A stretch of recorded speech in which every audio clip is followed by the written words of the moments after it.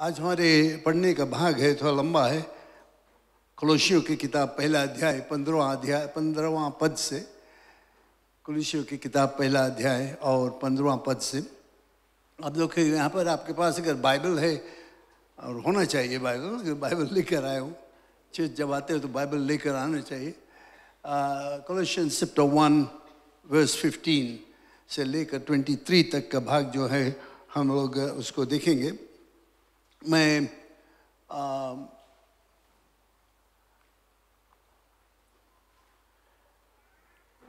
अच्छा इसको हम लोग पढ़ेंगे वर्स 15 से लेकर 23 तक।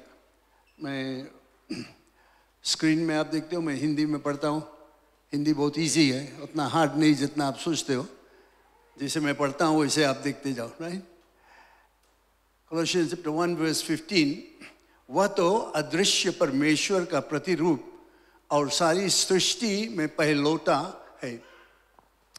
कंटिन्यू। क्योंकि उसी में सारी वस्तुओं की सृष्टि हुई, स्वर्ग की हो अथवा पृथ्वी की, देखी या अनदेखी, या क्या सिंहासन, क्या प्रभुताएं, क्या प्रधानताएं, क्या अधिकार, सारी वस्तुएं उसी के द्वारा और उसी के लिए सृजी गई हैं। और वही सब वस्तुओं में प्रथम है और सब वस्तुएं उसी में स्थिर रहती है। और वही देह अर्थात कलीसिया का सिर है। वही आदि है और मरे हुओं में से जी उठने वाला में पहलौठा, कि सब बातों में वही प्रधान ठहरे। क्योंकि पिता की प्रसन्नता इसी में है कि उसमें सारी परिपूर्णता वास करे। वर्स 20, और उसके क्रूस पर बहे हुए लहू के द्वारा मेल मिलाप करके सब वस्तुओं को उसी के द्वारा से अपने साथ मेल कर ले, चाहे वे पृथ्वी पर हो पर की हो, चाहे स्वर्ग की। वर्स 21, और उसने अब उसकी शारीरिक देह में मृत्यु के द्वारा तुम्हारा भी मेल कर लिया, जो पहले निकाले हुए थे और बुरे कामों के कारण मन से बैरी थे। 23, ताकि तुम्हें अपने सम्मुख पवित्र और निष्कलंक और निर्दोष बनाकर उपस्थित करें। धन्यवाद परमेश्वर, ये शिक्षा जो हमें मिला है, ये उपदेश जो है, मैं प्रार्थना करता हूँ कि हम इस पर ध्यान देंगे और इसके द्वारा आत्मिक उन्नति को प्राप्त करेंगे। ये बाइबल का अध्ययन जो होगा आज, उसके द्वारा हम और भी तुम्हारे नज़दीक और तुझे समझ पाएंगे तो कौन है, हमारे लिए क्या किया, क्योंकि तू ही सर्वश्रेष्ठ शक्तिमान परमेश्वर है। धन्यवाद यीशु के नाम से, आमीन। मैं आज जो शिक्षा के रूप में देना चाहता हूँ, कुछ हम लोग अध्ययन करेंगे। थोड़ा लंबा भाग है, लेकिन मैं इसको शायद आज पूरा नहीं करूँगा, लेकिन दूसरी बार जब मैं आऊँगा तो उस पर हम लोग बातचीत करेंगे। लेकिन कोलोसियों की किताब से हम लोग इसको लेते हैं। ये ज़रूरत है हम लोग को जानने के लिए। पहला चीज़, ये कोलोसियों की किताब जो है उसके विषय में, ये पौलुस लिखता है जेल में। जब वो जेल में बंद था तब ये लिखता है, क्योंकि एक आदमी जिसका नाम था एपाफ्रस कोलोसिया शहर से, वहाँ पर एक चर्च था, वो चर्च से वो आया पौलुस के पास चर्च के विषय में कुछ खबर देने के लिए। और जब वो खबर सुना तो पौलुस बहुत ही निराश था, और ये पत्र जो है यहाँ पर इसने उसको लिख कर उनको बताया और कुछ सुधार लाना चाहा उनके बीच में ना। कोलोसियों के बीच में बहुत गलतफहमी था, बहुत अफवाहें फैलने लगा, बहुत रॉन्ग चीज़ें, गलत चीज़ें के प्रचार करने लगे। मुख्य विषय जो था जिसमें वे लोग गलत थे, इनको हम लोग कहते हैं कि इंग्लिश में कहते हैं ग्नोस्टिक्स लोग। यानी ये लोग क्या करते थे, वे लोग कहते थे कि यीशु मसीह सृजनहारा नहीं है और वो ना कि परमेश्वर है मनुष्य के शरीर लेकर आया। शायद सुनने में थोड़ा गड़बड़ी लगता है, गड़बड़ी है ये बात, लेकिन कुलुस्सियों में कुछ लोग ये शिक्षा देने लगे, ये सिखाने लगे सबको। पौलुस वहाँ पर नहीं था, पौलुस ने कलीसिया स्थापित करके वो जेल को चला गया था, लेकिन यहाँ पर कुछ लोग ऐसे ऐसे अफवाहें को फैलाने लगे और बातचीत करने लगे कि यीशु मसीह सृजनहारा नहीं है और ना कि वो परमेश्वर ईश्वर है जो मनुष्य का शरीर लेकर आया। ये गलत बात था। और एपफ्रास इसके विषय में बहुत ही निराश था और वो कुलुस्सिया से छोड़कर आया रोम पौल के पास, और पौल से बताया ये सब चीज़ हो रहा वहाँ पर। और पौलुस ने इस पत्र को, कुलुस्सियन की किताब को लिखा उसके विषय में। पौलुस इस पद में, इस अध्याय में क्या कहता है कि वो उनको बताता है ये जो शिक्षा तुम्हें मिलता है बिल्कुल गलत है, और वो प्रभु यीशु मसीह के विषय में उनको बताने लगा।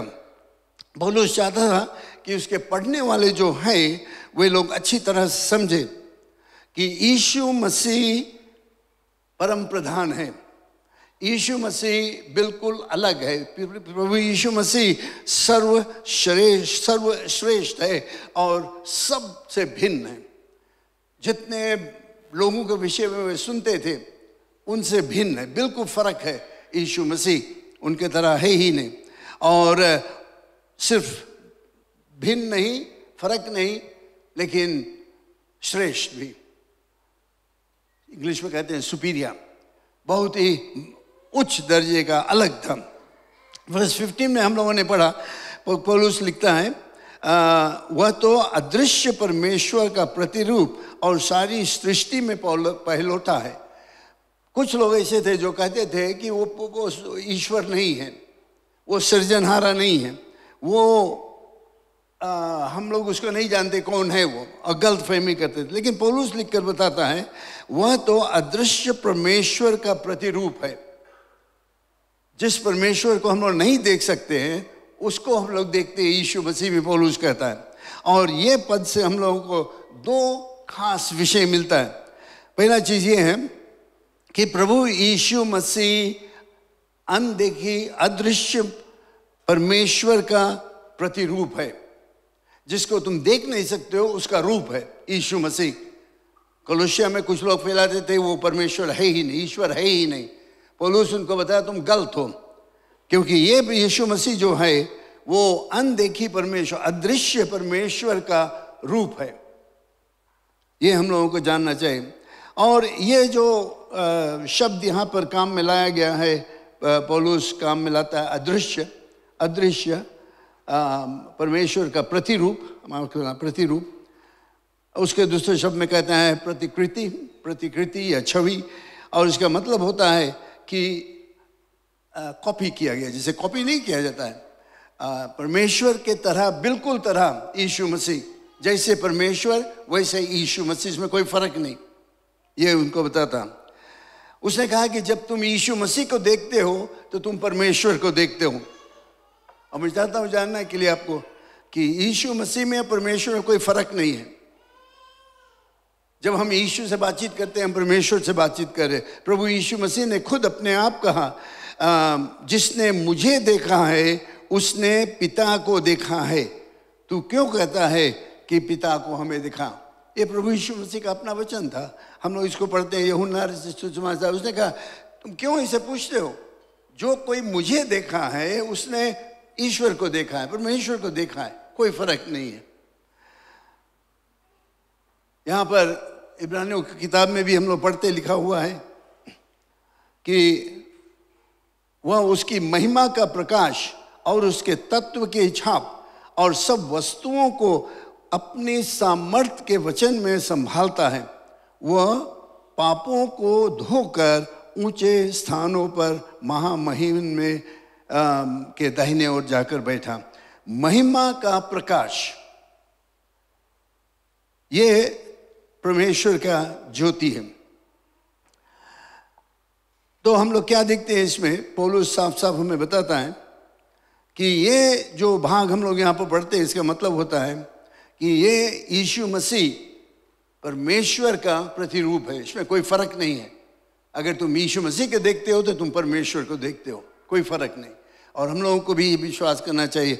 मैं आज खासकर इस पर बातचीत कर, क्योंकि आज भी हमारे कलीसिया में, यहाँ पर नहीं और भी कलीसिया में गलत बातें बहुत कुछ आता है, बहुत उपवाएँ आते हैं, बहुत गलत शिक्षा हमें मिलता है, इसे करो और हम लोग भ्रम में हो जाते हैं। तो मैं आज बताना चाहता हूँ, यीशु मसीह के बराबरी कोई नहीं कर सकता, कभी नहीं याद रखना।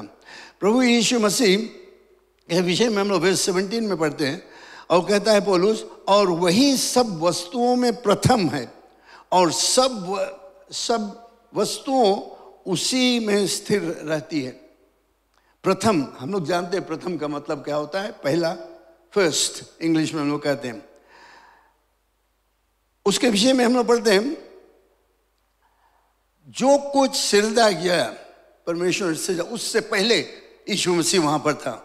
Alright, he is before all things. परमेश्वर ने सब कुछ सृजा, यीशु मसीह के द्वारा सृजा, उससे पहले यीशु मसीह वहां पर था। इसका मतलब, या पहले का मतलब होता है कि सबसे आगे, पहला, फर्स्ट।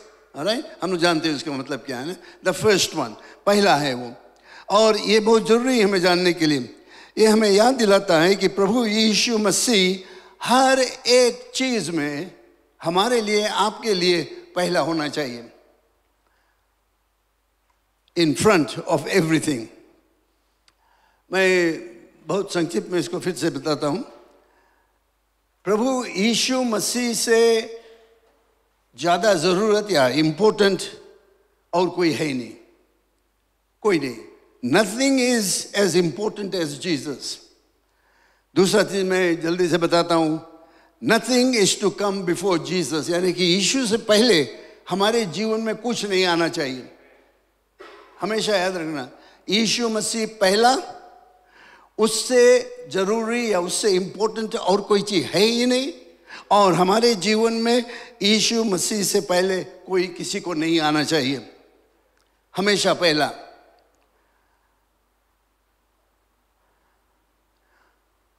प्रभु यीशु मसीह के कोई भी पछाड़ने वाला नहीं है, कोई नहीं पछाड़ेगा। Nothing is to outshine Jesus. प्रभु यीशु मसीह के पछाड़ने वाला कोई नहीं है, उससे ज्यादा ज्योति, उससे ज्यादा चमत्कार किसी का नहीं है। कोई एक चीज ऐसा नहीं है जो यीशु मसीह को छाई में कर देगा। जैसे ग्रहण लगता है, हम लोग जानते हैं, जब एक्लिप्स होता है तो समय समय पर हम लोग चांद को नहीं देख पाते या सूरज को नहीं देख पाते, क्योंकि जमीन और चांद उसके बीच में आ जाता है। कभी उसको नहीं कोई कर पाएगा, कोई उसको छिपा नहीं सकता है।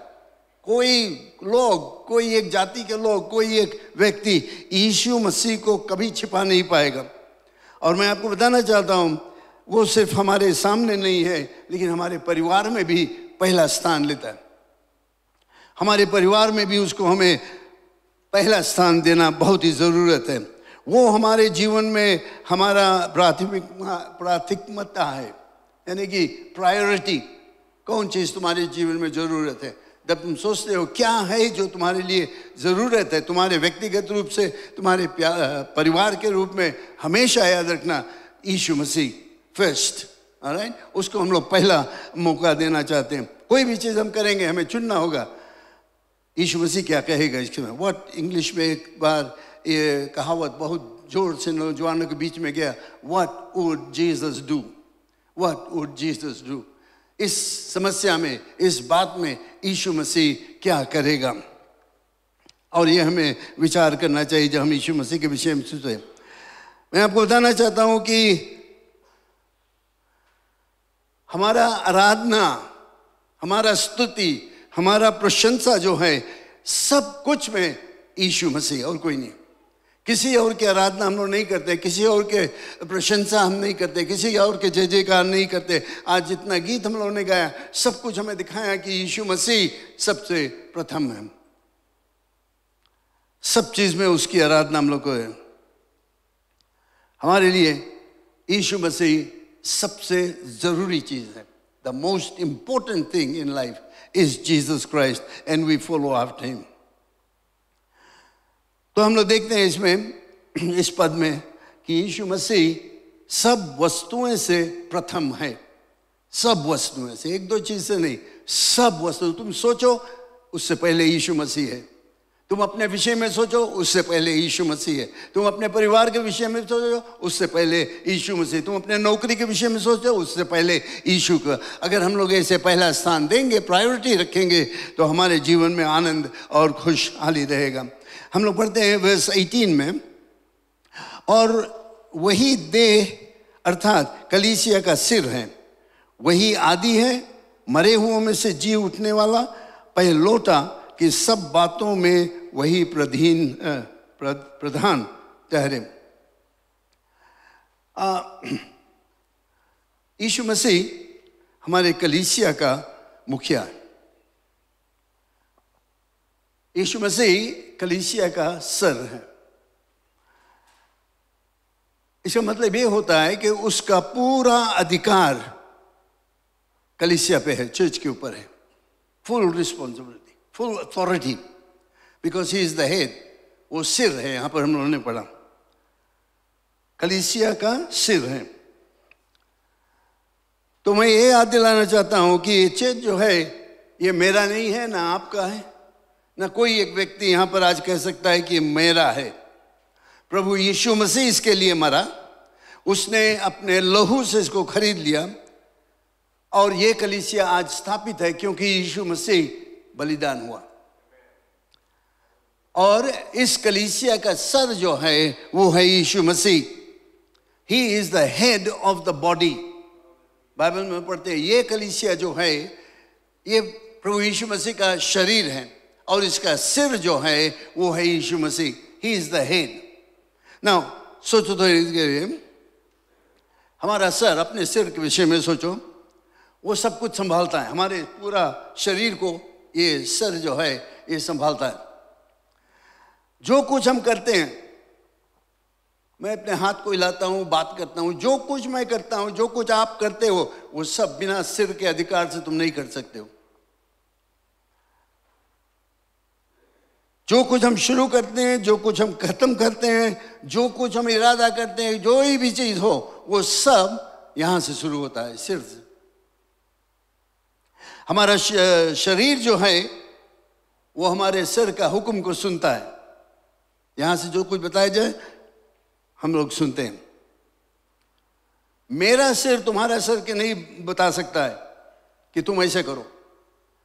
तुम्हारा सर मेरे सर को नहीं बता सकता है, मेरे शरीर को नहीं बता सकता है, लेकिन तुम्हारा सिर तुम्हारे शरीर को, तुम्हारे देह को बताएगा तुम्हें क्या करना चाहिए। समझते हो मैं क्या कहता हूं? मानो यहां पर आग लगा है और मेरा हाथ आग में है।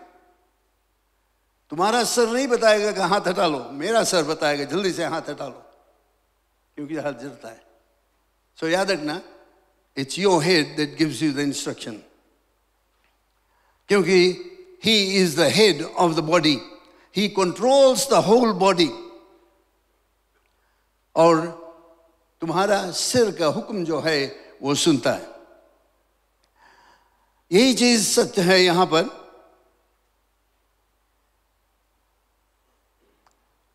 कलीसिया में जो प्रभु यीशु मसीह का देह है, ये चर्च जो है, हम लोग सब, बाइबल में लोग कहते हैं कि जो हमें शिक्षा मिलता है, ये अध्ययन हम करते हैं कि हम लोग जो प्रभु यीशु मसीह के विश्वासी हैं, हम यीशु के शरीर हैं। ये सब, हम लोग सब एक शरीर है यीशु मसीह के। प्रभु यीशु मसीह का शरीर है और वो हमारा सर है। जैसे मेरा सर, आपके शरीर, वैसे प्रभु यीशु मसीह हमारा सिर है और हम सब उसके शरीर हैं। तो हमें जो आज्ञा मिलता है आगे बढ़ने के लिए, इंग्लिश में लोग कहेंगे मार्चिंग ऑर्डर्स, आगे बढ़ने के लिए, जो कुछ करने के लिए, वो हमें कहाँ से मिलता है? यीशु से मिलता है। उसके पास ये अधिकार है हमें संभालने के लिए, हमें दिखाने लिए कि किस मार्ग में हमें जाना है, किस मार्ग में हमें नहीं जाना है। ये मैं चर्च के विषय में बात करता हूँ, कलीसिया के विषय में। और सिर्फ उसी के पास ये अधिकार है इस चर्च में हुक्म चलाने के लिए, बताने के लिए तुम क्या करो क्या नहीं करो, किस मार्ग से जाओ क्या नहीं करो। ये यीशु मसीह का अधिकार है। उसके पास सिर्फ अधिकार है हमें बताने के लिए। सिर होने के हैसियत से यीशु का जिम्मेवारी हो जाता है, ये चर्च चाहे कहीं पर भी कोई चर्च हो, उसका जिम्मेवारी यीशु के ऊपर हो जाता है। वो इसके संभालने के लिए, बचाने के लिए यीशु का जिम्मेवारी है। अगर कलीसिया में प्रजनन है, यानी कि उन्नति है या ग्रोथ है, ये प्रभु यीशु मसीह का अधिकार है हमारे ऊपर, उसका विकास होना चाहिए।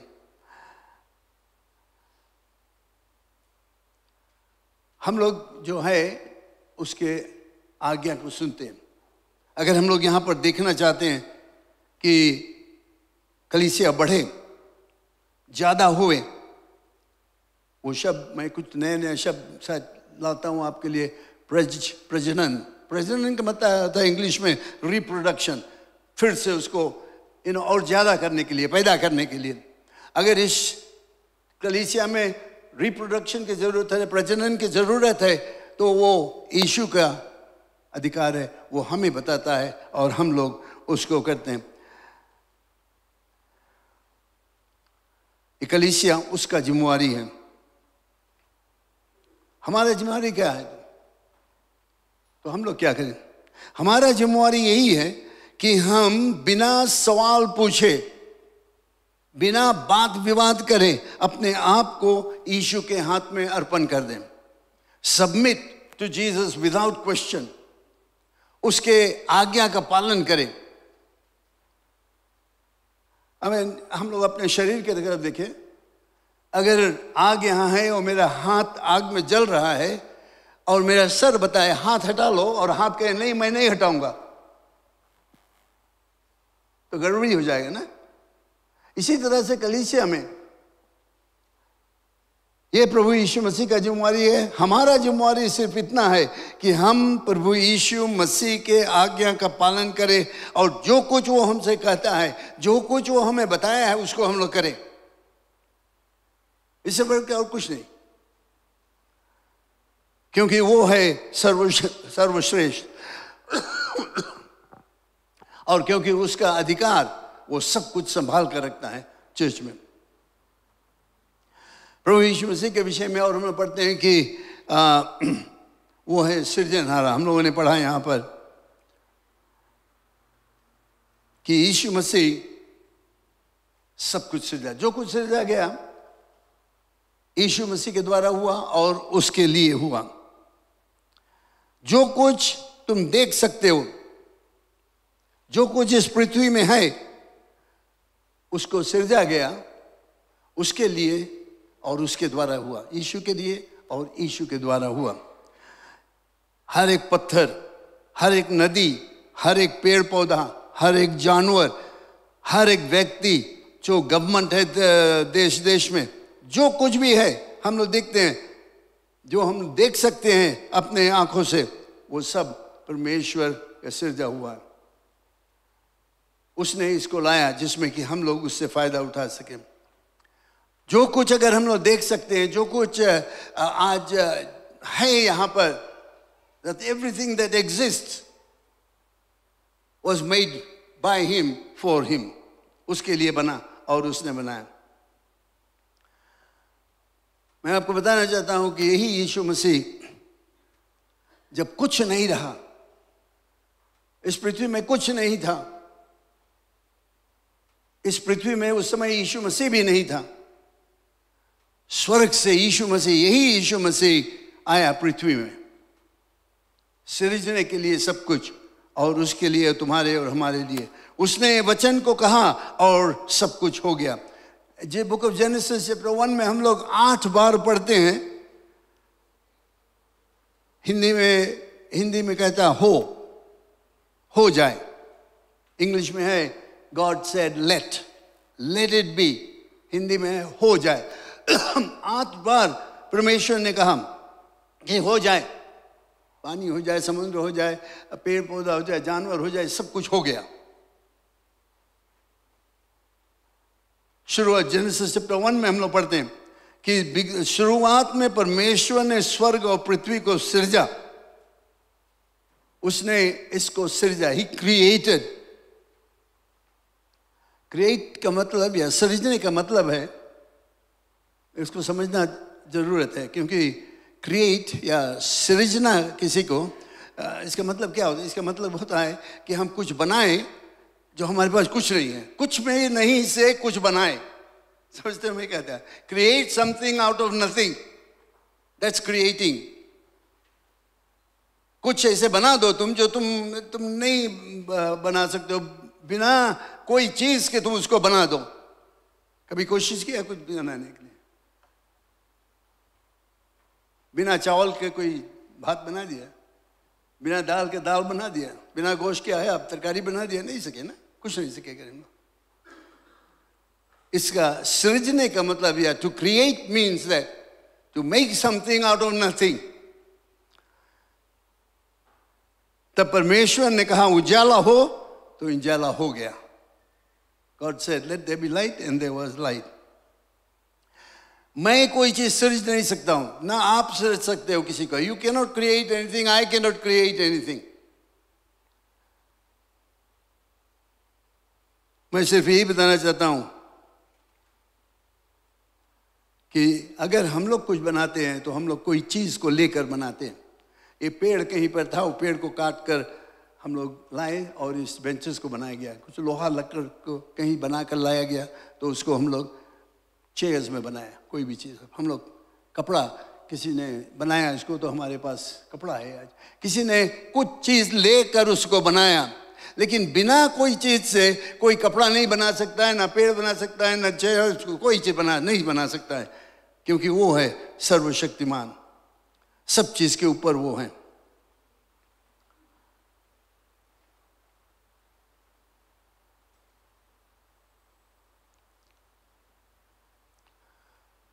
Praise the Lord, धन्यवाद।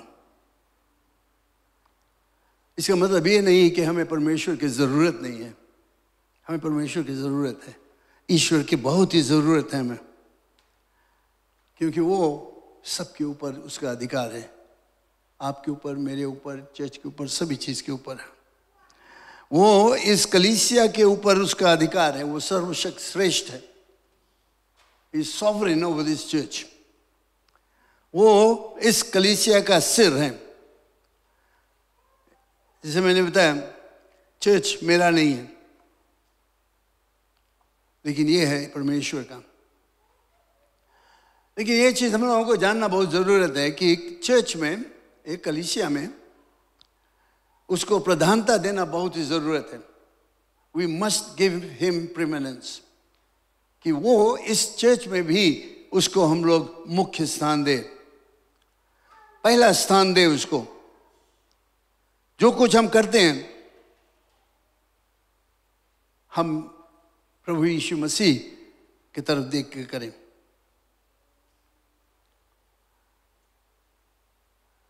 हमारा कलीसिया का केंद्र जो है, सेंटर, केंद्र, वो यीशु मसीह है। वो हमारा चर्च का, इंग्लिश में कहते हैं हब, वो पहिया का जो बीच वाला भाग है, जिसमें पहिया चलता है। अगर बाइसिकल है, मोटर है, कोई चीज़ है, उसमें सेंटर है, हब, उसमें सब कुछ चलता है। यीशु मसीह हमारे कलीसिया का हब है, यानी उसी के द्वारा सब कुछ चलता है। आज कलीसिया क्यों है यहाँ पर, आप लोग क्यों यहाँ पर है, हम लोग क्यों यहाँ पर है, कौन चीज़ है जो हमें यहाँ पर लाया? वो है यीशु मसीह का मृत्यु क्रूस पर।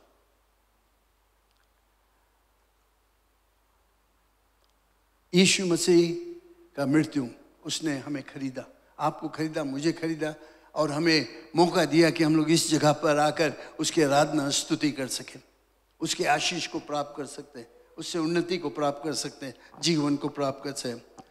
हम यहाँ कई वर्षों से हैं, इस कलीसिया का देखभाल करते हैं, लेकिन मैं ये नहीं कर सकता हूँ कि ये मेरा चर्च है। मेरा चर्च नहीं है, सिर्फ यीशु मसीह जिसने अपना प्राण को दिया, क्रूस पर मरा, लहू बहाया, कल्वरी को गया, वहां पर वो मरा, वही है इसका मुखिया, उसका चर्च है। हम लोग उसको मुख्य स्थान दें। हमें चाहिए जानने के लिए कि सिर्फ यीशु मसीह को हम एक ऊंचा स्थान दें, महान जगह दें. We exalt only Jesus and nobody else. Only Jesus Christ. You don't exalt anybody else. We just worship Jesus and nobody else. If we are going to worship anyone, we worship हम परमेश्वर प्रभु यीशु मसीह की आराधना करते हैं और किसी के नहीं, किसी एक मनुष्य के नहीं, चाहे कैसे भी आदमी वो हो या स्त्री हो, लेकिन हम लोग उसकी आराधना नहीं करते हैं, उसके हम लोग नहीं ऊंचा करते हैं, महान करते हैं, सिर्फ यीशु मसीह को. प्रभु यीशु मसीह को सब महिमा, all glory belongs to Jesus Christ. महिमा उसका है. और हमारे कलीसिया में सबसे मुख्य व्यक्ति जिसका जो हमारे लिए सामने होना चाहिए, जो हमारा दृश्य होना चाहिए, वो है यीशु मसीह, और कोई नहीं. हमेशा याद रखना है, चाहे कोई क्या कर दे, चाहे मुझे मेरे विषय में कितना भी कोई कुछ कहे, ओ ऐसे कर दिया, वो कर दिया, ये कर दिया, याद रखना वो सब महिमा प्रशंसा यीशु मसीह का है. हर एक गीत जो हम लोग गाते हैं, हर प्रचार जो होता है, हर प्रार्थना जो होता है, हर सबक जो दिया जाता है, हर प्रमाण जो तुम देते हो, जो कुछ भी तुम करते हो यहाँ पर किया जाता है, वो सब है प्रभु यीशु मसीह के महिमा और प्रशंसा के लिए. ये नहीं भूलना. चाहे तुम आकर प्रचार करते हो या तुम स्पेशल सॉन्ग गाते हो या कोई एक खास काम कर देते हो, सब कुछ उसके लिए, तुम्हारे लिए नहीं. जल्दी से मैं दो चार चीज़ और कह के आज के बंद करता हूँ, क्योंकि ज़रूरत हमें जानने के लिए चर्च में बहुत से ऐसे गलत विचार आ जाता है. कलीसियों के चर्च में क्या होता था, उन्होंने नहकारा कि प्रभु यीशु मसीह शारीरिक रूप में आया. उन्होंने नहकारा कि वो शारीरिक रूप से इस पृथ्वी पर आया. उन्होंने नहकारा कि अगर तुम्हें मुक्ति की ज़रूरत है तो सिर्फ यीशु मसीह बस नहीं है, तुम्हें कुछ अच्छा काम करना चाहिए, दान पुण्य करना चाहिए, तुम्हें चाहिए ये मंदिर जाने के लिए, वो मंदिर जाने के लिए, उस पादरी के पास, ये पादरी के पास, इन लोगों के पास जाओ तब तुम्हें मुक्ति मिलेगा. गलत अफवाह फैलाते थे वे लोग उस चर्च में. वे लोग कोशिश करते थे कि जो अविश्वासियों का तरीका है, जैसे मूर्ति पूजा करना, तीर्थ यात्रा करना, दान पुण्य करना, ये सब को चर्च में लाने के लिए. और ऐसे होता है, आज भी ऐसे हो जाता है चर्च में. कुछ लोगों का विश्वास जो है वो बहुत ढील ढाल रहता है, बहुत कमज़ोर रहता है, और इस कारण से वे दुनियादारी चीज़ों को चर्च में लाते हैं कि यहाँ पर भी हम लोग भी ऐसे करें.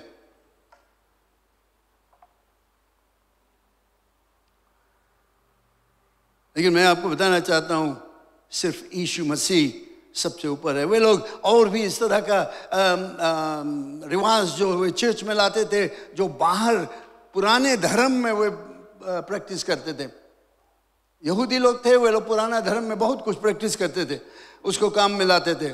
खतना करना एक चीज़ था.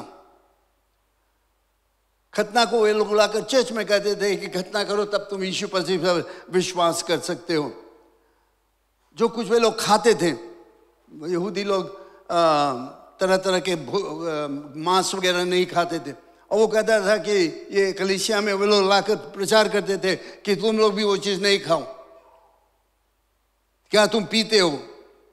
जो चांद और सूरज की पूजा करते थे वो सब चीज़ यहाँ पर करो. सबत जो है उसको लाओ चर्च में. ये गलत था. वे लोग कहते थे कि तुम्हें जो दूत है, एंजल्स की आराधना करो. और ऐसे भी कहते थे कि अपने आप को वे लोग त्यागते थे, कहीं जंगल में चले जाए, दूर चले जाए परिवार से, कहीं जाकर अलग रहे, सेल्फ डिनायल. लेकिन पौलुस ने उनको ये लिखकर बताया कि मुक्ति के लिए तुम्हें सिर्फ एक चीज़ की ज़रूरत है, और वह है विश्वास यीशु मसीह पर. और कुछ तुम्हें नहीं करने की ज़रूरत है. और आज भी मैं यही बात बताता हूँ, अगर यहाँ पर आप हो और यीशु मसीह पर नहीं विश्वास किया, अपने पाप से तुमने मुक्ति को नहीं प्राप्त किया, सिर्फ एक मार्ग है और वो है यीशु मसीह. उसने तुम्हारे लिए क्रूस पर मरा, लहू बहाया, बलि हुआ, और उसने कहा जो कोई मुझ पर विश्वास करेगा वो नाश नहीं होगा परंतु अनंत जीवन पाएगा। और तुम्हें कोई चीज़ करने की ज़रूरत नहीं है, तुम्हें कोई मंदिर में जाने की ज़रूरत नहीं, तुम्हें कहीं तीर्थ यात्रा करने की ज़रूरत नहीं, दान पुण्य करने की ज़रूरत नहीं है। कोई एक दूसरा पादरी लोग, कई एक लोग है चंगाई के लिए ये पादरी के पास, वो पादरी के पास, ये चर्च में, वो चर्च में, सभी जगह भागते रहते हैं।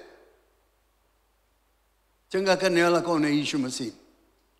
इसीलिए ज़रूरत है कि हम लोग अच्छी तरह से पहचाने कि हमारा मुक्तिदाता है यीशु मसीह, हम उस पर भरोसा रखें और कुछ नहीं।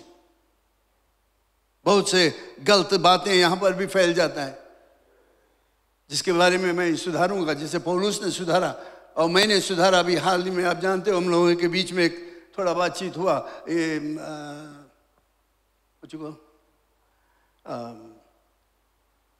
है ना, बोल दोस्ती हाथ हाथ में लगाते हैं नखड़ा करने के लिए, शादी के समय हल्दी लगाना और मेहंदी लगाना और ये सब चीज़ ये करने का कोई ज़रूरत नहीं है तुम्हें मुक्ति प्राप्त करने के लिए या परमेश्वर को प्रसन्न करने के लिए। ये एक गलत चीज़ है जो हमारे बीच में आता है और इसको मैं सुधारूंगा। मैं जानता हूँ बहुत लोग नहीं पसंद करते हैं जब मैं ये सब चीज़ बताता हूँ, लेकिन मैं बताऊँगा। अगर आप गलत मार्ग में जाते हो तो मैं बताऊँगा, जैसे पौलुस ने इनके यहूदियों को बताया, जो कुछ तुम वहाँ पर प्रचार करते बिल्कुल गलत है, वैसे नहीं होना चाहिए। और मैं भी यहाँ पर वही बताते रहूँगा, क्योंकि मुक्ति का दाम हम लोगों को प्रभु यीशु मसीह के लहू से मिला। यीशु मसीह ने अपना लहू बहाकर हमें खरीद लिया और कुछ नहीं, और कुछ नहीं। हमारे लिए स्वर्ग जाने की आशा है मृत्यु के बाद यीशु के लहू के द्वारा। उसने कहा जो कोई अपने पाप से पश्चाताप करेगा, विश्वास करेगा कि यीशु मसीह क्रूस पर मरा, तीसरे दिन बाद जी उठा, तो तुम निश्चय उद्धार पाओगे। शायद पाएगा, या तुम जाकर हो थोड़ा काम करो या दान पुण्य करो या ये करो वो करो तब तुम उद्धार पाएगा, नहीं। यहाँ पर साफ साफ बताता है जब तुम विश्वास करोगे कि यीशु क्रूस पर मरा, तीसरे दिन जी उठा, तब तुम निश्चय, जानते हो निश्चय का मतलब, निश्चय उद्धार पाओगे और कुछ करने की जरूरत नहीं है। तो यहाँ पर मैं यही बताना चाहता हूँ कि हमारा मुक्ति का दाम यीशु मसीह भर दिया। उसने दाम देकर हमें खरीदा, अपने लहू से दाम दिया, अपने आप को बलिदान किया, क्रूस पर मरा, लहू बहाया, और तब उसने ये ऐलान किया जो कोई उस पर विश्वास करेगा हमारा पाप क्षमा होता है क्योंकि यीशु क्रूस पर मरा। हम एक पवित्र जीवन निर्वाह कर सकते हैं क्योंकि उसने हमारे लिए क्रूस पर मरा। तो मुक्ति का शक्ति किस में है? यीशु मसीह में, जो सर्वशक्तिमान है, सर्वश्रेष्ठ है। He is superior, he is superior than anyone else. उसको हमें आदर करना, उसके हमें मान करना चाहिए, और वही तुम्हारे जीवन में आश्चर्य कर्म करेगा, तुम्हारे जीवन में एक नया जीवन लाएगा जब तुम उस पर विश्वास करोगे। हम सब खड़े हो जाए इस समय।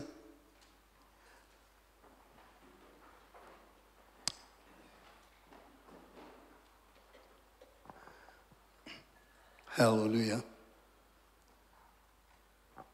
याद रखना इन आखिरी दिनों में शैतान बहुत से गलत बातें हमारे बीच में लाएगा, गलत मार्ग दिखाएगा कि ऐसे करो वैसे करो। अगर कोई चीज़ तुम नहीं समझ पाते हो या दुविधा है तो आकर मुझसे पूछो, बाइबल में देखो, बाइबल में पढ़ो, बाइबल क्या बताता है उसके विषय में। लेकिन गलत मार्ग में नहीं जाओ। ये कोलोसिया के लोग सब गलत मार्ग में चले गए थे, इतना ज़्यादा गलत। पढ़ो ये बुक ऑफ कोलोसियंस आप पढ़ोगे तो आप देखोगे कहाँ कहाँ पर पौलुस सुधार लाता है। ऐसे नहीं करना चाहिए, ऐसे करो, ऐसे नहीं करना चाहिए, ये गलत है, ये गलत है। और वही चीज़ हम यहाँ पर आज करते हैं कि आप पहचानो कि हमारा मुक्ति जो है वो यीशु के द्वारा है, उसके लहू के द्वारा। अगर आप उस पर नहीं विश्वास किए हो, अगर आप यीशु को नहीं जानते हो अपना मुक्तिदाता, अभी भी अपने पाप में हो, यीशु मसीह तुम्हें आज नया जीवन दे सकता है। अगर आप चाहते हो यीशु पर विश्वास करने के लिए, आप यहाँ पर सामने आ जाओगे, मैं आपके लिए प्रार्थना करेगा। अगर आप कभी नहीं यीशु पर विश्वास किया और आज तुम चाहते हो यीशु पर विश्वास करने के लिए, अपने पाप से मुक्त होने के लिए, नया जीवन प्राप्त करने के लिए, यहाँ पर सामने चले आओ, मैं आपके लिए प्रार्थना करूँगा। हालेलुया। हम सब प्रार्थना करें। प्रभु भोज में तैयार करने के समय है। प्रभु भोज के समय कितना अच्छा होगा कि तुम अपने जीवन को यीशु के हाथों में दे दो।